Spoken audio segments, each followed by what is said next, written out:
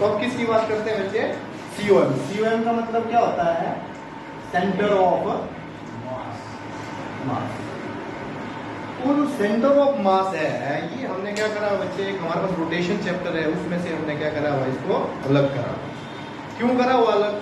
क्योंकि अगर जब कोई बॉडी क्या करती है, कंबाइंड रोटेशन एंड ट्रांसलेशन करे। इससे पहले हमने क्या पढ़ा कि बॉडी ऐसे स्ट्रेट पाथ में चल रही है, फिर क्या करा हमने, सर्कुलर मोशन में हो रही है। किस में हो रही है? सर्कुलर मोशन में। जैसे कि अगर मैं बोल दूं कि मान लो एक कोई ब्लॉक है, इसके ऊपर फोर्स लग रही है, तो यहाँ जितने भी पार्टिकल हैं, सारे के सारे पार्टिकल पर मोशन कैसा हो रहा है? लीनियर मोशन हो रहा है, स्ट्रेट लाइन मोशन हो रहा है।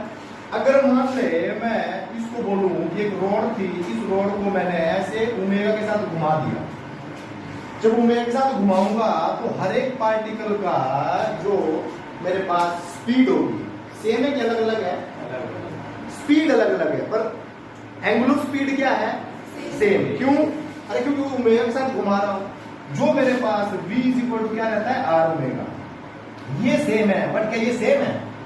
v सेम नहीं है। क्यों नहीं है सेम बच्चे? क्योंकि हर एक पार्टिकल की दूरी फ्रॉम द एक्सिस क्या डिफरेंट डिफरेंट है, तो डिफरेंट डिफरेंट स्पीड भी क्या आ जाएगी अपने पास? Different different. क्लैरिटी है क्या इतनी सी बात? अब मान ले ये दोनों क्या करें बच्चे, कंबाइंड रोटेशन एंड ट्रांसलेशन। मतलब अगर मान ले ये कोई रॉड है, एक पार्टिकल मैंने यहां रख दिया और एक पार्टिकल को यहां रख दिया। अब इस पार्टिकल को क्या कर रहा हूं मैं, ऐसे क्या घूम भी रहा है और चल भी रहा है, ऐसे आगे घूम रहा है और क्या यूं आ रहा है। तो मतलब क्या हुआ कि अगर मैं बोलूं तुमको कि बताओ भाई 2 सेकंड में इस वाले पार्टिकल का क्या मोशन होगा, एक मोशन कैसा हो रहा है पार्टिकल का, कैसे बताओगे? कैसा हो रहा मोशन? समझ नहीं आ रहा बेटा ना अरे नहीं ना, तो वो सर्कुलर है ना लीनियर है। तो उसको समझने के लिए क्या करना पड़ेगा बेटे, अपने को ये चीज पढ़नी पड़ेगी जिसका नाम क्या है? सेंटर ऑफ मास। जैसे मैंने तुमको एग्जांपल दिया कि अगर मान लो ये कोई मास है m1 और ये m2, इस पार्टिकल को ऐसे v स्पीड में दे दी और ऐसे घुमा दिया मेरे साथ, तो क्या होगा? ये क्या ऐसे चलेगा? जो ये जो पॉइंट है ये चलेगा ऐसे ऐसे। ये तो क्या करेंगे, इस पॉइंट के रिस्पेक्ट में क्या करते रहेंगे? सर्कल कर रहे हैं, घूम रहे, रोटेट कर रहे हैं, तो रोटेशनल मोशन हो रहा है। समझ आ गया कि नहीं आया? पक्का? तो वही इसीलिए हमको क्या करना पड़ेगा कि अगर इस पॉइंट पर बैठ जाऊं मैं, इस पॉइंट पर बैठने का मतलब क्या? सेंटर ऑफ मास पर। तो जब मैं सेंटर ऑफ मास पर बैठ जाता हूं तो मेरे लिए इनका मोशन करना क्या आसान हो गया? ऑब्जर्व हम आसानी से कर सकते हैं। जैसे कि अगर मान ले मैं यहां बैठ गया, तो ये क्या कर रहा है मेरे लिए? जिस चीज में मैं बैठ गया वो क्या हो गया? रेस्ट है। तो ये मेरे लिए क्या करे? पार्टिकल तो घूम रहे इधर, तो क्या कर रहे हैं? Circular motion. पर मेरा मोशन कैसा हो रहा है बच्चे? प्रोजेक्टाइल। क्या पैराबोलिक हो रहा है इस टाइप में? तो प्रोजेक्टाइल क्या हम प्रोजेक्टाइल मोशन पढ़ चुके हैं, क्या सर्कुलर पढ़ चुके हैं? यही है कॉम्बिनेशन, और इसी चीज को बोलते हैं हम क्या? सेंटर ऑफ मास। तो अब शब्द आ गया यहाँ पे सेंटर ऑफ मास, तो क्या इसी के बारे में पढ़ना है अपने को? तो क्या करना है सबसे पहले, सेंटर ऑफ मास होता क्या है, फिर उसको हम कैसे अप्लाई करें। जब कोई body combined rotation and translation करे तो कैसे लगाएंगे? तो क्या बोलेंगे बच्चे, जब हमारे पास कोई body combined rotation and translation करे तो उसके उनके जो पार्टिकल होते हैं उनका मोशन तब ऑब्जर्व करना आसान होता है जब क्या होता है, हम उसके सेंटर ऑफ मास पर बैठते हैं। या फिर ऐसे बोल दो कि उस पार्टिकल के मोशन को 2 हिस्सों में तोड़ दो, एक तो with respect to the centre of mass और दूसरा क्या है बच्चे? Motion of centre of mass. अरे क्लैरिटी है क्या? अरे तई समझ आ रहा है कुछ है? पक्का? तो ये चीज आ जाएगी। तो ये क्या आ गया हमारे पास है? ये सेंटर ऑफ मास। अरे फिर मैं कुछ बोल दूं मतलब अच्छा लगेगा क्या दोस्त? नहीं फोन वाले को तो लगे नहीं लगे, पर उसको फिर अच्छा लगेगा क्या तेरे को पता है? अब तो यही मजाक बनाते, फिर मैंने मजाक बनाना शुरू कर दिया, फिर थोड़ी समस्या ज्यादा हो जाएगी ना। ये बुरा नहीं मानता है, तो पूरा मान लेता है, तो पूरा मान लेता है ना। तो अगर मान लो कि हमारे पास एक कोई ऐसी बॉडी है जिसके पास, या फिर कोई सिस्टम ऐसा था जहां पे क्या था, बहुत सारे पार्टिकल थे, ये M1 था, ये M2 था, ये MN है, मान लेते हैं ऐसे बहुत सारे। और इन सब का जो सेंटर ऑफ मास है वो इधर है, ऐसे मान लेते हैं। क्या हो सकता है ऐसे? सेंटर ऑफ मास का मतलब क्या होता है? सेंटर ऑफ मास वो पॉइंट है जहां पर हम ये चीज एज्यूम करते हैं कि whole mass of the body क्या करता है, लाई करेगा। क्लियर है? पर क्या ये रियलिटी है? एक्चुअल नहीं है, पर हमने माना है। क्या करा है? हमने माना है कि अगर कोई ये सिस्टम था, इस सिस्टम के लिए जितने भी मासेस थे उसका जो पॉइंट है ये चीज है सेंटर ऑफ मास। अब मेरे को बताना है कि ये मास M1 कहाँ है, M2 कहाँ है, M3 कहाँ है और Mn कहाँ है। तो जब हमको इसका पोजीशन बतानी होगी कि कहां पे है, तो हमको क्या करना पड़ेगा? क्या डिफरेंशिएशन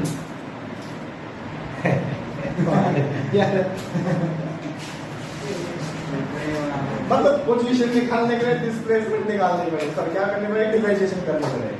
क्या करना पड़ेगा? वो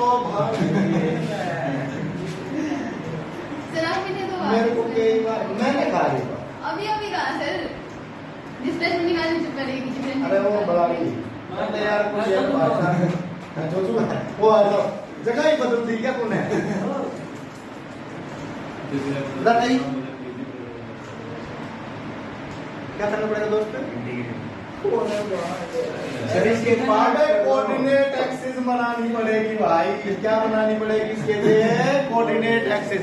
अगर मेरे को इनकी पोजीशन डिफाइन करनी है, ये है कहां पे, तो कहां से देख रहा हूं, ये चीज पता होनी चाहिए। बात अब डिफरेंशिएशन करनी पड़ेगी। अगर तुम तो यार बेइज्जती करवा रहे हो भाई। यार ये कहां पे, इसकी पोजीशन कहां पे है? यहाँ से क्या पोजीशन इसका R1 हो जाए। कोऑर्डिनेट मानना है, कोऑर्डिनेट कहां मानते हैं बेटे अपन? जहां से हमारी चीजें क्या हो जाती हैं, आसान हो जाती है। तो ये R1 वेक्टर आ गया, इसका क्या आ जाएगा बच्चे? ऐसे R2 वेक्टर आ जाएगा। ऐसे ही इसका क्या आ जाएगा? R1 वेक्टर आ जाएगा। ऐसे ये क्या चीज आ जाएगा बच्चे? RCUM आ जाएगा। कितना आ जाएगा? CUM। तो जो मेरे पास इसका जो सेंटर ऑफ मास है, ये कैसे डिफाइन करा गया है कि जो बोलता है कि जितना भी मेरे पास इस बॉडी का मास है इस पॉइंट पर लाई कर रहा है। इस पॉइंट पर लाई कितना कर रहा है? क्या M1 plus M2 plus and so on plus Mn। तो जो ये मेरे पास मास होगा, टोटल मास आ गया इनटू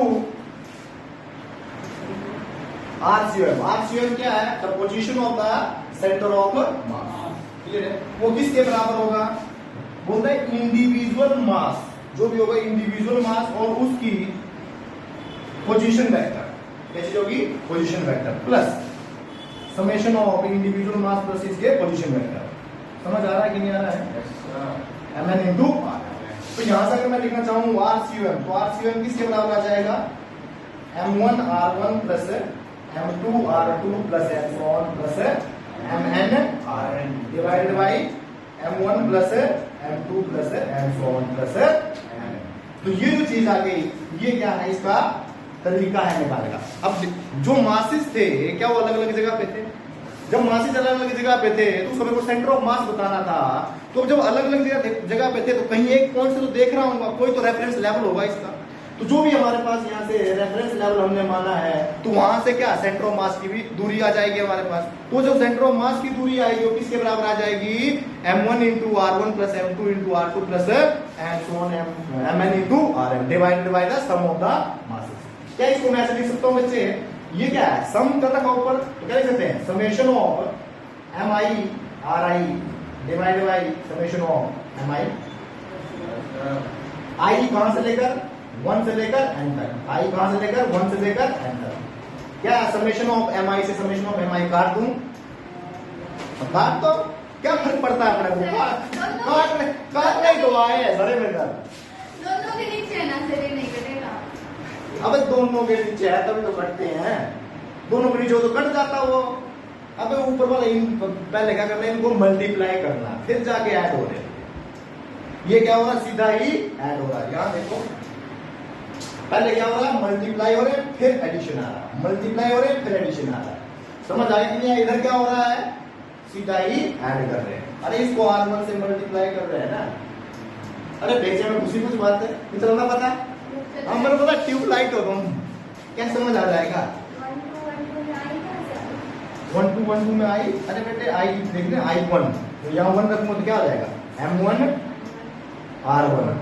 इसका मतलब क्या होता है इसका सम करना, तो प्लस, तो जब I की वैल्यू 2 होगी तो क्या होगा M2 R2। क्या यही बढ़ता जा रहा है, कहां से कहां तक, 1 से लेकर n तक। आज तक नहीं पढ़ा होगा तुमने ऐसे, मैं पता है ओ भाई तुमने 10th में शायद पढ़ा होगा, ऐसे नहीं पढ़ते समेशन को क्या बोलते हैं, सम, नहीं या पढ़ा उससे था। पढ़ नहीं पढ़ा।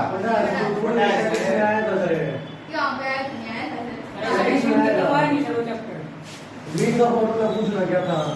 अमीन का फॉर्मूला क्या होता है, पता नहीं। नहीं वो पता वाला नहीं। चैप्टर मैंने ना छोड़ ही दिया था, मतलब